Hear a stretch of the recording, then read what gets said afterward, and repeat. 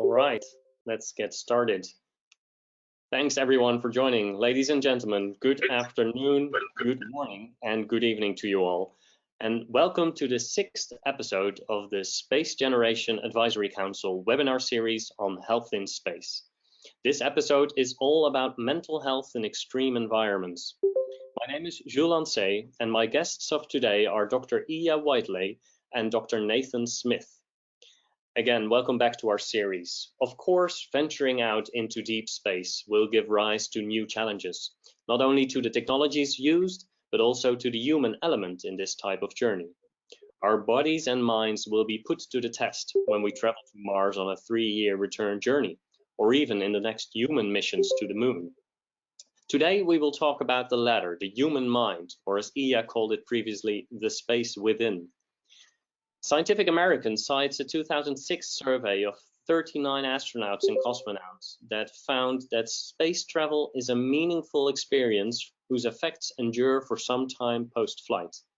That sounds like a wonderful place to go to, but at the same time, outer space is an extreme environment for most life forms, including those astronauts and cosmonauts.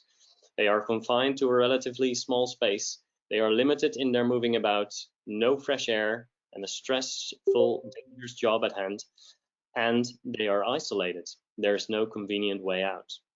Human spaceflight is all about reducing risks, and I think part of prevention of mental health problems comes through the screening process that astronauts go through, and we'll probably hear about that today. But how do you ensure the psychological well-being of people in such extreme environments as space once they are up there? And perhaps we even learn something about ourselves today, as many of us are in isolation in today's COVID pandemic. These are stressful times, and I also specifically think of all medical professionals coping with the harsh conditions in some parts of the world right now. But for now, we will focus on the space within, the mental health of people in extreme environments like space. It is a topic of great interest to scientists, and we invited 2 of them for our episode today. 2 great speakers that I will introduce now, and after that I have a little housekeeping announcement before we'll start with their presentations. So in a minute, first we have Dr. Iya Whiteley, who is a space psychologist and the director of the Centre for Space Medicine at the Mullard Space Science Laboratory of University College London. She has 25 years of experience in space psychology, human performance, and cognitive system engineering.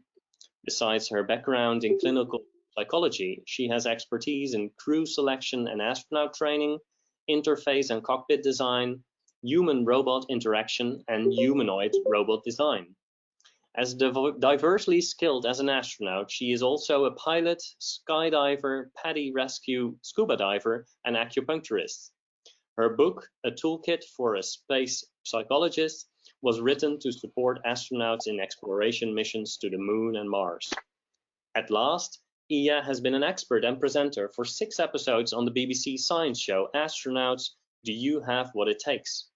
Today she is with us, and we get to pick her brain on space psychology. After Dr. Whiteley, we will hear from Dr. Nathan Smith.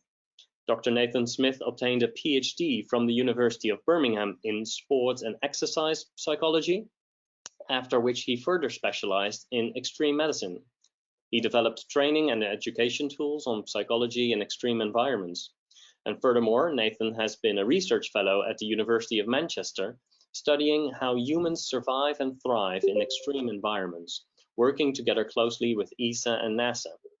He's the principal investigator on a number of projects related to resilience and high performance, and he's leading the DRIFT project, developing the tools and technologies to help humans cope with stress in extremes to enable humans to eventually survive and thrive on Mars. We'll get you to Dr. Whiteley and Dr. Smith shortly, but first a few housekeeping items. You have been muted upon entry to avoid background noise and disruptions. This session will be recorded for later viewing. And this webinar, as it is a feat of engineering, is not comparable to anything being accomplished in space. However, this is still a global effort, with your speakers and moderator being in 2 different time zones already, not counting you, the audience. And of course, we are not counting on any disruptions, but Murphy's Law does apply. So in that case, please bear with us as we try to restore the live session as quickly as possible. And finally, feel free to use the chat box during the presentation for questions and comments. During the Q&A part at the end of this session, I will ask your questions to our speakers. I encourage you to post your questions while following the presentations. But now I have been talking a lot. Let's get to our first speaker, Dr. Iya Whiteley. Hi, Dr. Whiteley. Thanks so much for being with us today. I'll be switching over to you now, and let me make you a presenter so you can share your screen again, which should be possible right now. Okay. I really appreciate you doing this, and I'm very much looking forward to hearing about your research in this field. And once you get, yes, I see your presentation, great. So that means the virtual floor is yours. Thank you very much for organizing this, and I'm grateful that so many people can join, and I'm looking forward to the discussion. After myself and Nathan have the opportunity to present our current work and current view. What I would like to take some time today to discuss is that when we go to space, the most important space that we need to discover is the space within. As before we can explore outside, we are always tied to our inner perceptions and beliefs, which color our view. So I would like to just pause for a second and think about this journey and how much preparation this journey takes from technology, from exploration experts, from scientific community.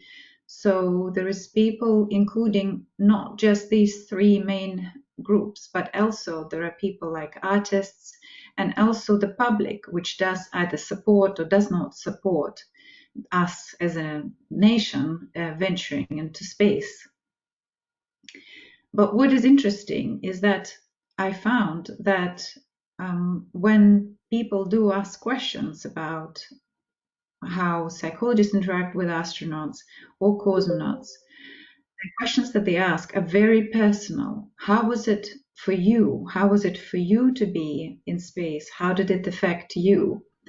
People are interested in this exploration that happens within while people are exploring. And this quote from Alexei Leonov, who has quite recently passed away, but I had the opportunity to interact with Alexei, and he has this quote which really took me into the thinking about what really happens with us and what our formulation or anticipation we have when we're speaking with somebody else who has done something that we haven't done and we would love to do, or too scared to do it, or too frightened to even explore the idea. So he says, I set out into the unknown, and nobody on earth could tell me what I would encounter. This is the first time ever. And in a way, we do this for us, ourselves, in our individual lives quite frequently. We do things for the first time ever. So we do this exploration in everyday life, and in the past year, a lot of us have done things for the first time ever. And this just shows how brave we all have been in the past year, and how much we've uncovered about our fears, our hopes, our wishes, how flexible we are. And that is exactly what astronauts and cosmonauts go through in space. So we have been tasked by the European Space Agency to consider what the crew, astronauts, as well as the support crew, are going to go through during the mission to Mars and the Moon. And we needed to think about how do we describe the type of issues the crew are likely to encounter. And of course, what you would go to is, as a psychologist, to a regular references like we have when people encounter issues. But what we are really interested is to look systematically on what are the factors that will affect us. And if any one of you have looked at the Apollo fire when it was investigated and when the engineers and astronauts were put in front of the panel, the government panel, to investigate the accident, the unfortunate accident where 3 crew burned alive on the ground within the capsule because it was full of oxygen, and the fire, a spark, has got initiated inside the cabin, inside the capsule, and it caught fire, and they, because of the pressurization inside, they couldn't open the cabin out. And so the people involved said that it was a failure of imagination for us to consider that this could happen. So in our work for future long duration missions, we had to imagine, but also systematically think through of what it would be like. And as you can see in this slide, there is a lot of stars, and the possibilities are endless of what could happen and what we could imagine, the scenarios. And what we had to do is we had to look through possible options of what could happen and then prioritize what kind of things are likely to happen. And in psychology, as you can imagine, not everything is straightforward. So we have come up with this massive template, and the black little dots you see are the type of issues that every single square in the spreadsheet covers a particular area where the crew will encounter a problem or a challenge. And there are over 2,000 potential factors interacting together, creating a multitude of scenarios. And the black dots that you can see is those that we have imagined so far. So the white spots that you can see on the screen are things that we have not even imagined or encountered in our research, in our studies that happened in simulation of missions. So we have yet a lot to prepare. And of course, it is granted, hopefully not all of the situations will happen, but it is good to look through. And I would like to take you through a couple of quotes. These factors have been captured in our book, which was based on this study. If it is quite academic, so if you have an interest to pile through academic work, then you're most welcome to the book. So we've uncovered the 36 categories of issues and challenges. So in space domain, we don't talk about issues, we talk about challenges that we can overcome. And despite astronauts and cosmonauts being prepared to go to space and possibly have been imagining being in space for a very long time since they were very young, but what you would find is that they get surprised when they get to space. And here is one example from a German astronaut. So for the first time in my life, I saw the horizon as a curved line. So this is when he was ascended above Earth's atmosphere. It was accentuated by a thin sim of dark blue light, our atmosphere. Obviously, this was not the ocean of air I had been told was so many times in my life. And I was terrified by this fragile appearance. So we have something in our imagination or in our belief, but until we experience and come face to face with it, we really get affected by it, and our perceptions and values change. And this is very little studied in space domain or in space exploration. But it is very akin to our everyday encounters, how our beliefs are changed in our everyday lives. And the past year is a good example of that. Another one is from an Apollo astronaut, Eugene Cernan. and I had been fortunate to speak with him, and it's fascinating the depth and the humility these astronauts have when they're trying to communicate their experience. And so he said is that I know the stars are my home. I've learned about them. I needed them for survival in terms of navigation. I know where I am when I'm looking up into the sky, and I know where I am when I'm looking up at the moon. It's not just something abstract, romantic idea. It is something very real to me. I see, I've expanded my home. And this is quite an interesting experience is when people travel on Earth. And here we have sort of very few people who have experienced traveling beyond Earth orbit. And people feel suddenly a global citizen rather than being a citizen of their town or of their country. And once people have been to, for example, Antarctica, they have a completely different view of who we are as humanity and where they place themselves. And the more people explore, the more open they become to assisting others. So they have this interesting growth within that wanting, and there's the inner will to share and to help others.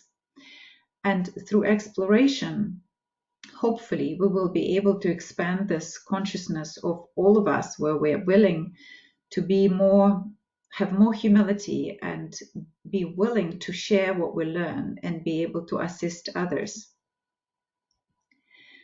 And Eugene Cernan said that this is also shows how childlike we are when we start to explore and how beautiful it is to touch that. And he said that we spent most of our way home discussing what color the moon was.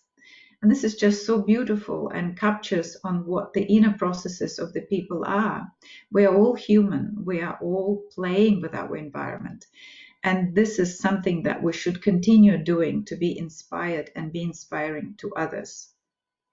Another astronaut, NASA astronaut, was talking about that when you come back, there is a difference in the world now. There is a difference in the relationship between you and the planet and you and all of those other forms of life on that planet, because you've had that kind of experience. It's a difference. It is so precious.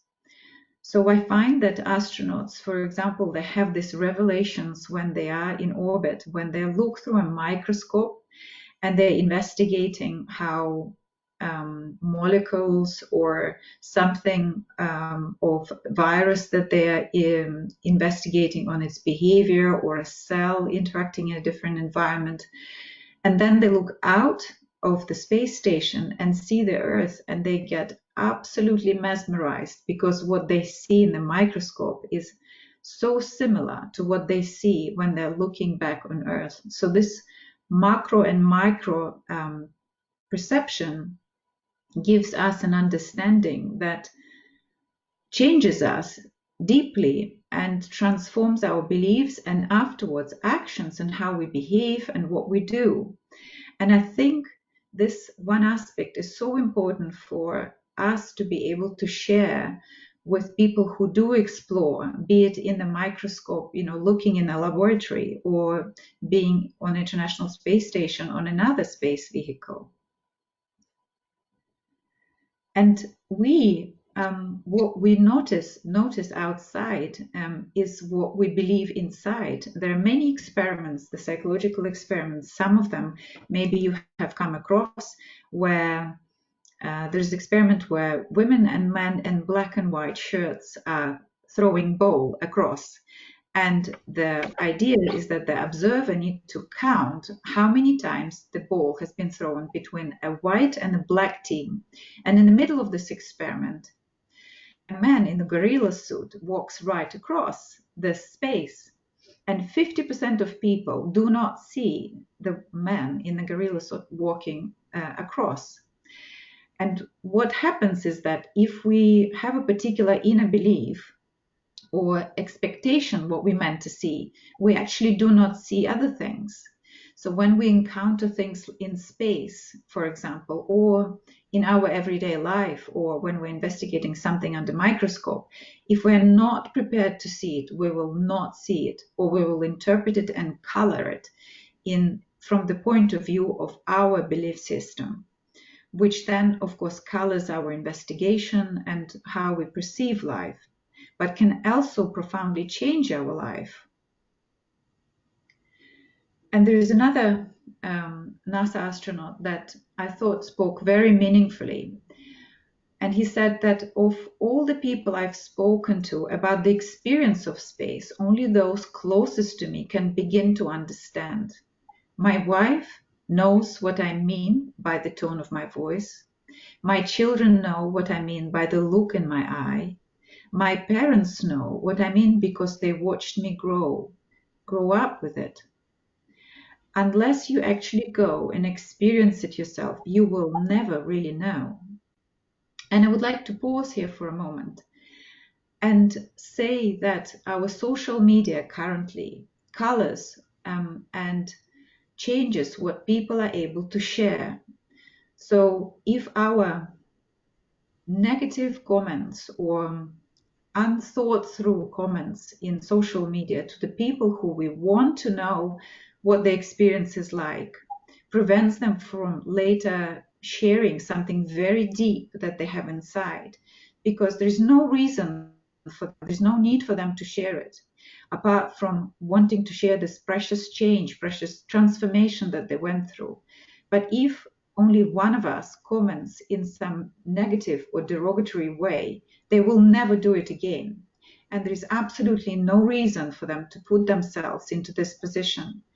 And I believe that us as a society, currently, we color what people are willing to share and what will transform us into different people, into different nation, into different generation.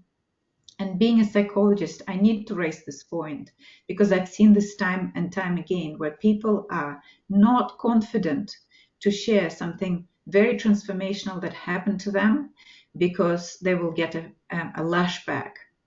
And people like astronauts and explorers here on Earth who have these transformational changes and would be willing to share, but they're not because they might get this lashback. So I just would like to conclude on this open question, going sort of beyond exploration of space. So are we ready as a human race to explore the human mind? Is it at all possible?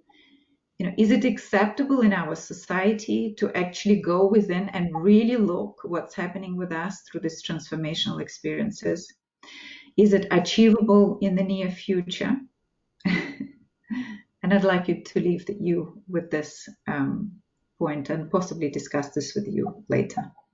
Thank you. Thank you, Dr. Iya Whiteley. Thanks a lot. I love how you stressed how we not talk about issues, but challenges when dealing with problems in space. That's a great positive perspective. And thanks for sharing a lot of these beautiful quotes of people who have experienced outer space themselves. I think it's true what you did in raising a point about social media and sharing perspectives, but most of all, these are important questions you put out at the end of your talk, and I hope we can get into some of them at the end of this hour during the Q&A. People have been sending in questions already, but first, before we get there, I'd like to hand it over to Dr. Nathan Smith. Hi, Nathan. Thanks for being with us as well today. I gather you have more to share with us from your research perspective, and I'm looking forward to hearing your presentation. Let me make you presenter. Yes, that should be done now, so you can share your screen. Thanks, Jules. And with that, I'd like to hand the floor to you. I can see your screen now. Is it on full screen now? And now you're on full screen, yes. Thanks. Fantastic. Well, thank you for the invitation, Jules, and thanks. Yeah, that was really interesting. I really love the astronaut quotes. So I'm going to talk a little bit about some of the work that we're doing at the moment in Manchester, and with some various teams within the UK mainly. And the topic of my talk is going to be well-being supportive technologies for deep space exploration, and what we need to think about when we're designing and using these technologies to enable astronauts to hopefully stay happy and healthy in space. So I'll talk a bit about the future missions, what we're really focusing on, some of the psychological challenges which may be familiar to many of you, the role of technology. So how is technology being envisaged and the type of technologies that might be used? There's quite a lot of research going on into this at the moment, and it's something that we've actually built into the new European Space Agency research roadmaps for lunar and Mars exploration missions. So that's something we're doing at the moment.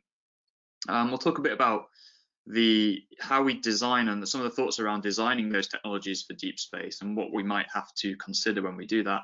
And I'll spend a few minutes just providing an insight to what we're doing this year and what we'll be doing in the next couple of years. So the future missions, through the Artemis program, obviously we're going to go back to the moon in a few years' time. And then, you know, Elon Musk's crazily suggested that we're going to go to Mars at the same time. I suspect it's probably going to be a little longer until we get to Mars. But, you know, we're really having serious conversations now about sending humans into deep space on a Mars mission. At the same time, or potentially a little bit later, we may well see the kind of rise in other forms of human space exploration, asteroid mining activity and other commercial operations. So there's going to be these, you know, hopefully for all of us here, this kind of buoyant industry of putting humans into space beyond low Earth orbit. The challenges of that, I mean, there's been a lot of writing around some of the demands that are encountered in space and some of the difficulties that might be encountered. If we think about current operations on the ISS, generally the astronauts are supported and are able to cope very well. So you know, it's rare that we hear of serious psychological issues occurring on the ISS. And that's because we've had a lot of years to understand these demands and put countermeasures in place to resolve those issues. But as we start getting further into the solar system, as we explore further away from Earth, some of those demands are going to be amplified. Some of those demands are going to be very different to what we've encountered on the ISS. So things like the Earth out of view effect, where we get that far away from planet Earth that we can no longer see it. These are things that have not yet been encountered by anyone ever. So there's going to be these new demands and these amplified demands on these deep space exploration missions. We know that this is you know, Jules, at the very start, you talked about the work that goes on in de-risking human space exploration missions, and there is a lot of work going on around this at the moment, particularly related to isolation and confinement and the behaviour and health consequences of that. So NASA have labelled this as one of their red risks, which is one of those risks that has a high likelihood of occurring. You know, if we go into space, it's inevitable that we're going to be isolated and confined, and the severity of things going wrong as a result of those risks are quite serious. So when you combine isolation and confinement with other spaceflight demands, there's a potential for impaired psychological health, which may reach clinical levels, but it may be kind of disrupted functioning, anxiety, depression, and non-clinical issues, but that lead to a deterioration in performance. And it can also impact on interpersonal function. So if we have this small crew working together and one person starts to struggle psychologically, that has potential consequences for the other people that are in that team. If the team starts to deteriorate and they start performing more poorly, clearly this has implications for the safe and successful completion of the missions that are being undertaken. And those implications can be quite serious depending on what transpires as a result. I've just dropped in a little visual there of Moon. I imagine many of you have seen this film before, but I think it's a nice highlight of the psychological demands of living in isolation and confinement. So one of the things that we are looking at the moment is this issue of communication latency. So we know that when crew go to Mars and potentially beyond, there's going to be this latency in being able to send information back to Earth and then receive input. And as a result of that, it's highly likely that the crew are going to have to operate more independently. Unless there's some serious advances in how we can communicate with distant spacecraft, this is going to be something that has to be tackled. This really means, from a psychological and well-being and health support point of view, there's probably going to be an increased reliance on technology, buoyed by some advances in computer science methods that allow us to support, maintain, and hopefully improve health, well-being, and performance when things are starting to go wrong. If we start thinking about the work that's already going on, and we look at the literature on this topic, the technologies that are designed for well-being support really fall across three lines. So we have systems that are designed to monitor, and the ultimate aim of monitoring systems are to go, things are declining, we need to do something. So they tell us where a baseline, what a baseline function looks like, and if we know what a baseline looks like, then we can understand when things are going wrong. So there's this monitoring system development. Countermeasures, so these are things that are implemented to either avoid deterioration or improve function. And closed loop systems, and what I mean by closed loop systems are those that integrate both monitoring and countermeasures in sync. So if we have systems that are intelligent, that can monitor and then activate some kind of countermeasure, we would consider those closed loop because they don't require any kind of external activity. There's a lot of research going on around monitoring health and performance in extreme environments and in space at the moment. So from a psychological perspective, obviously the mainstay there is self-reports. So we ask people how they're doing using various types of questionnaire and self-report scale. There's lots of really good work coming out of the University of Pennsylvania. So Matthias Basner's group and David Dinger's on cognitive testing. Interesting research on optical assessment. So Agawa in Japan and JAXA have done some really cool stuff on this recently. I know Iya's group at UCL have done some really good work on speech and linguistics and how we can use that to monitor stress and fatigue. And then there are some more cutting edge projects around social proximity, so using wearable devices to look at team cohesion and how close people are to each other, virtual reality, and even to the point now where we're looking at being able to monitor biomarkers in real time. So Wei Gao's group at Caltech are developing what is effectively a stick-on graphene-based tattoo that you can monitor cortisol in real time from people. So we can start to get very detailed insights on a person's function through these monitoring tools. This progress, I mean, this is really impressive progress. This has come on in the past sort of 5 years or so, and there's been a lot of research and a lot of attention paid to this. I suppose, and this goes back to some of the stuff that Iya was talking about. When we think about the psychological meaning behind some of these passive monitoring metrics, then we really have to consider what they're telling us. It's easy to put a wearable on someone and say, okay, we can look at proximity and that's going to tell us whether someone's more cohesive or less cohesive with the group.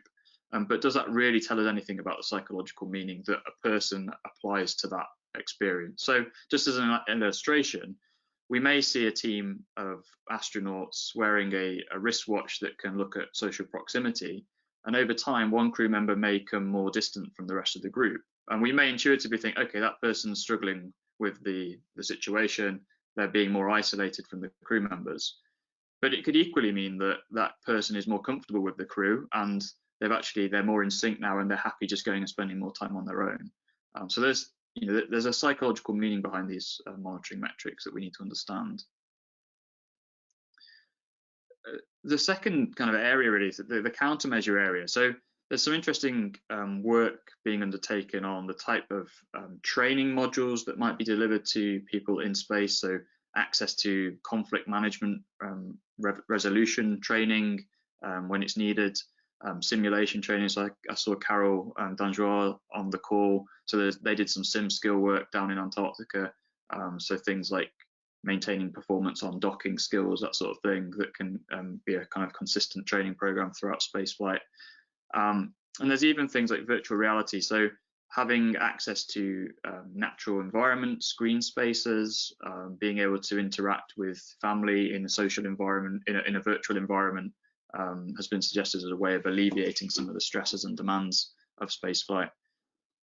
At the bottom here, I've put question marks next to crew psychological conferences and crew family conferences. So they are a mainstay of current ISS operations, something that astronauts have access to regularly. These are probably going to be used on long duration space exploration missions, but how they are used is open for kind of debate. And then there may need to be some innovations in how these things work with that communication latency. So there's question marks next to those. What I would say about the countermeasures, and this is something we've been discussing internally with the working group at ESA, is, okay, there's lots of experiential and anecdotal evidence of the effectiveness of certain countermeasures for spaceflight, but there's generally a lacking empirical evidence base for their effectiveness. So there's very few studies looking at how and why those countermeasures work. What is it about the countermeasures that mean they're effective? What things may be limiting, or what things may need to change? So if we're starting to develop countermeasures for Mars and beyond, then it's really important to start thinking about how we evaluate those. How do we test them in a controlled study? What kind of evidence base can we develop to support that? And I'll come back to why that's important in a moment. And just very quickly, so there's different types of closed loop systems being developed. There's recommender systems that are being developed. Already on ISS, there's Simon, so a robotic assistant that helps with crew tasks. And NASA just funded some work with a company called Agenta on a conversational AI that's designed to support people in the space environment. So there's interesting work that's being undertaken in this space. Broadly speaking, one of the challenges, or one of the issues that kind of persists with the technological stuff that's being applied to spaceflight is that things are being developed based on technological opportunity. So we see this technology exists and we develop something for space rather than from psychological theory. So ideally, we'd think about the psychological issue and then work backwards and design the technology to fit the psychological. That's not necessarily how things have been working, and that means that many of the tools that have been developed are not well theorized and don't have that. If we want to then evaluate them, it's really hard to determine what works and what doesn't. And just to kind of bring this to life, think about if we gave someone access to a virtual reality environment on a deep space mission, and it's got a scene that plays out with their family members. What happens if the crew member goes into that virtual reality environment and it actually makes things worse? It amplifies the isolation, it amplifies the separation from friends and family. How do we deal with that in that environment? And that's the sort of stuff that we should be thinking about already, and people are. So what we're doing at the moment, and some work that we are writing up right now, is considering the types of human-computer interaction framework that may move us beyond just looking at usability and functionality of technological systems, and actually start thinking about how those systems engage, motivate, and help people thrive when they're using them, and beyond the technology use.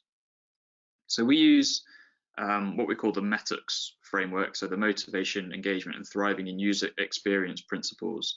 And METUX really looks at, when we're developing technologies, looks at kind of 4 spheres. So it looks at the interface of the technology, so that initial point of interaction that the astronaut might have with the technology, the tasks that they do within the system, and then the impact that that system has upon behavior outside of the technology use, and then the broader kind of impact on their life in general as a result of using that tool. And we look at this through the lens of what we call basic psychological needs. So basic psychological needs are these 3 unifying psychological principles that are very well evidenced, and that we know when people experience these things, so when people feel a sense of autonomy and agency, when they feel competent and effective at what they're doing, and when they feel like the interaction they're having are boosting their relatedness, trust, respect, connection with others, if we can get technology to contribute to this satisfying these needs, then we should be able to keep people happy and healthy in space. There's actually been some work recently through NASA at the High Seas analog platform that's demonstrated that satisfying these needs in analog astronauts is effective for health and behavior and performance, and that adds to 40+ years of research outside of space. If we think about designing for these basic needs, so designing for autonomy means that astronauts might have decisions to make over how they interact with a system. It can be personalized. They might be able to choose when and where they're being monitored. They have the privacy is considered within the design. Competence enhancement, the tool aids decision-making processes. It considers that they may be under stress and strain already. They may be tired and fatigued when they're using the system. So it does things to help them make good choices, promotes this sense of effectiveness and competence, and ideally would boost relationships, strengthen social connections with the other astronauts, and then strengthen social connections with the people on Earth. If we do that, then we could probably expect the technologies to be effective.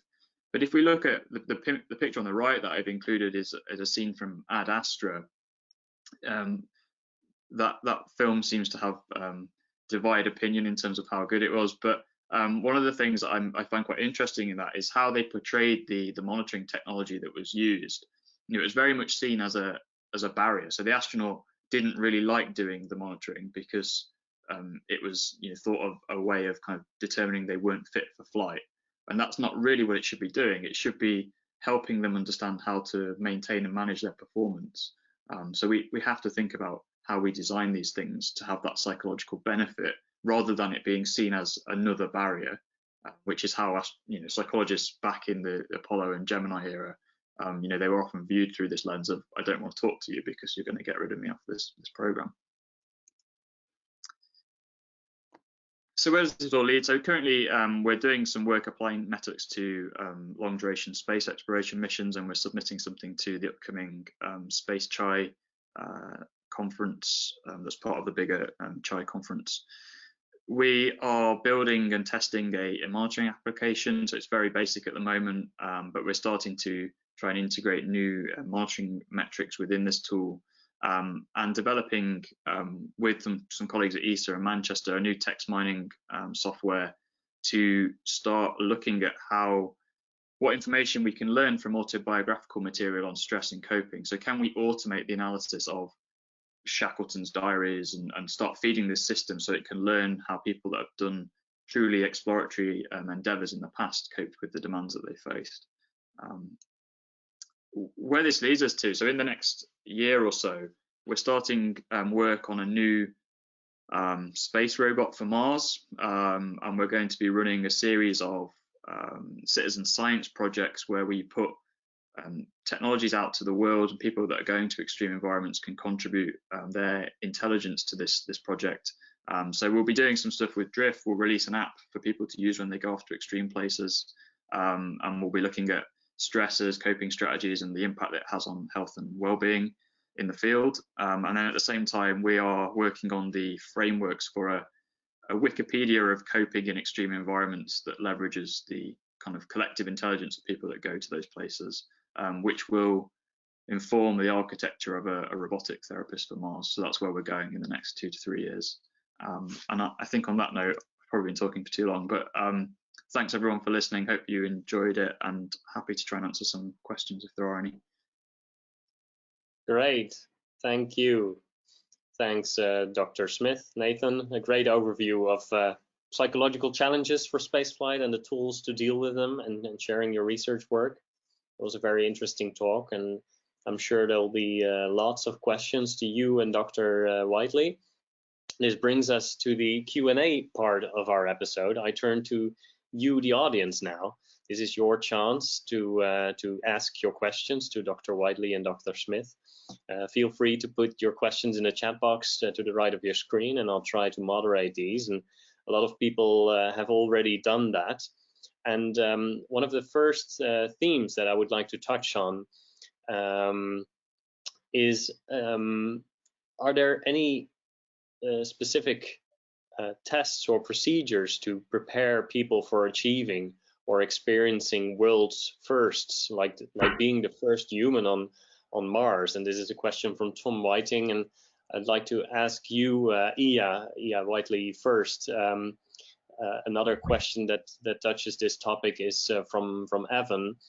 Given that being on Mars will be such a novel experience, do you feel it will be important to include psychologists on the roster for early Mars settlements in order for them to share that experience with the settlers and thus improving our understanding of these challenges?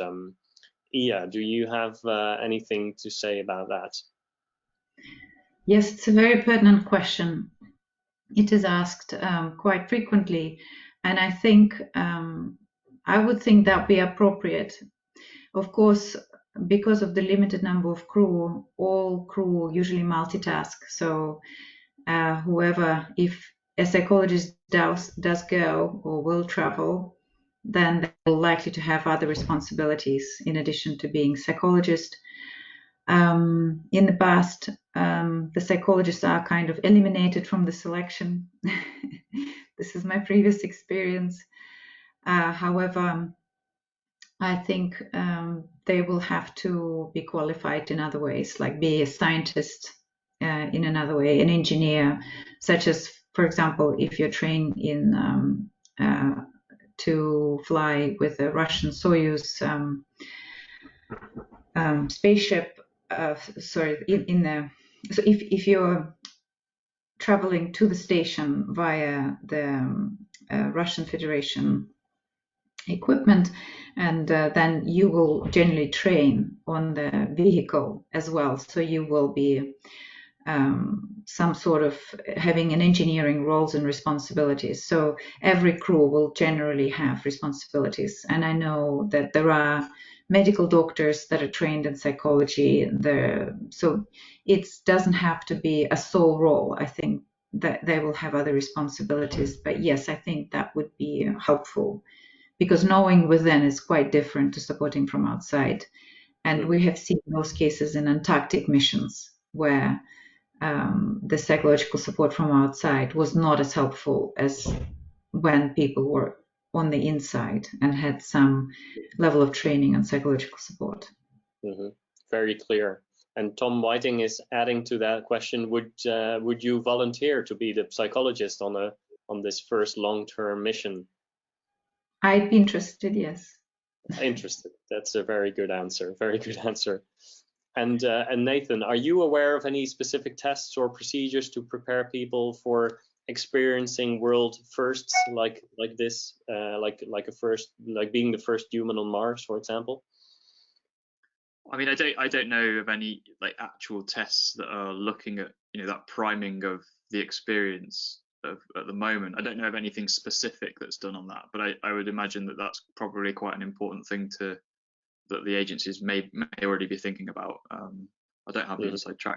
Iya may know more than me on that, to be honest. But clearly that's an experience that it's not. People have experienced something similar when we landed on the moon for the first time. So there is some precedent here for being prepared for these kind of new and novel experiences. So I suspect there will be some work around that that's going on. Mm-hmm. So, Dr. Smith, you work at the intersection of psychology and digital health, as you showed some examples. I work in healthcare innovation on Earth, and we see a wave of new solutions arising in this area, like solutions employing artificial intelligence, for example, some quite sophisticated already. And you mentioned the difference between the actual meaning of psychological behavior and the computer's interpretation of it. But is this something you see being progressing and being applied in human spaceflight in the near future? Yeah, I mean, so Jules, you may have come across some of this in the past. So there's been a lot of criticism of AI in the health domain and in other areas of the way that AI has been applied because of the way it's been trained.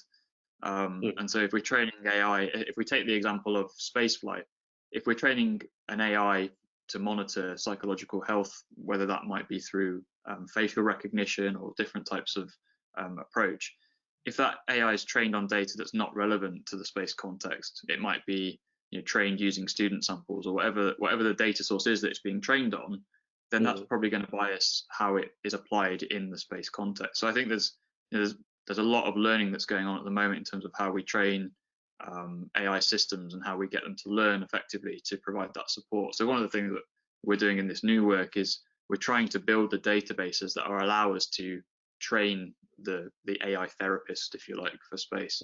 But we have to go back and we collect that data that allows us to train it effectively, so that it's not biased. So I think there's a lot of work going on there. Yeah, great, thanks. So there was a question for you, Iya. Can you tell us a little bit about your journey towards this field of space psychology? So a lot of people wanting to get into this field. How did you get to the point you are at now, or what would you recommend doing for those people, like students, for example? There is an article that I've been interviewed by I've been interviewed by the British Psychological Association a couple of years back. So if people Google my name and British Psychological Association, it has a good detail. The author of the paper was very helpful in kind of writing it in a fun way, I would say. So I would recommend that. In a couple of words, just follow what your interest, explore what fascinates you.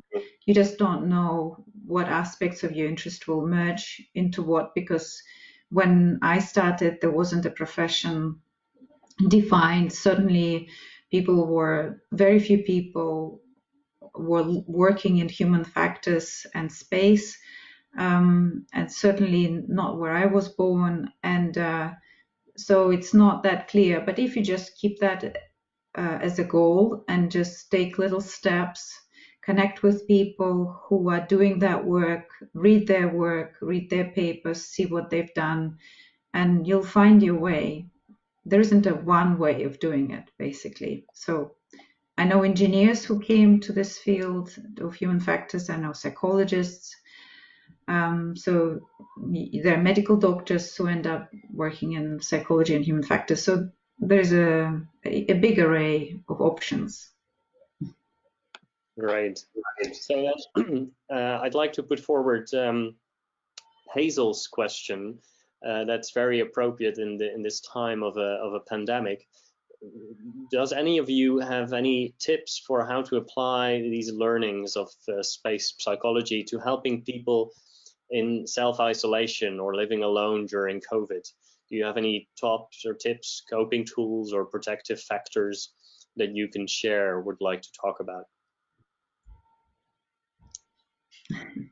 I'd like to recommend something that Chris Hadfield, the Canadian ISS commander, has put on the social media at the very beginning of the lockdown in March. It's called Astronaut's Guide to Self-Isolating. It's a 2-minute video. But I think as astronauts are, the ones that I came across with and work with, they're very to the point and sharp, and sort of that keeps perspective quite clear, and it is a good attitude to have. So I think rather than coming from me, from someone who had dealt with that, personally in a work environment, otherwise my experience would be very similar to those isolating currently. So I would highly recommend that, to look at that 2-minute video. I can post it in the chat if I find it. Oh, that would be great. That's excellent, excellent answer. And let's learn it from the people who have experienced it. Indeed.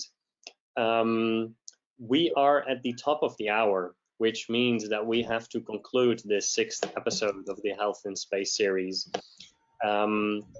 With that, I'd like to give many thanks to our speakers, Dr. Iya Whiteley and Dr. Smith, for being with us today. The presentations that you gave us were inspiring and gave us a good look in the now and future psychological aspects of human space travel. Thanks a lot for taking the time. If you, the audience, liked this episode, check out the SGAC YouTube channel for more previous episodes, and this episode will be uploaded as well. And feel free to share them on social media as well. as for the Health in Space series, this was our 6th session, but we are evaluating new topics for new episodes. We have a whole list of fascinating topics that come to mind when thinking about health in space. But if you have a topic that you are passionate about and want to learn more about, find me on LinkedIn or Twitter and let me know, because we'd like to create this series together with you, our audience. So with that, that was it for today. Thank you again, Dr. Iya Whiteley and Dr. Nathan Smith. Thanks for everyone that joined us from around the globe, and have a great day ahead, and see you next time.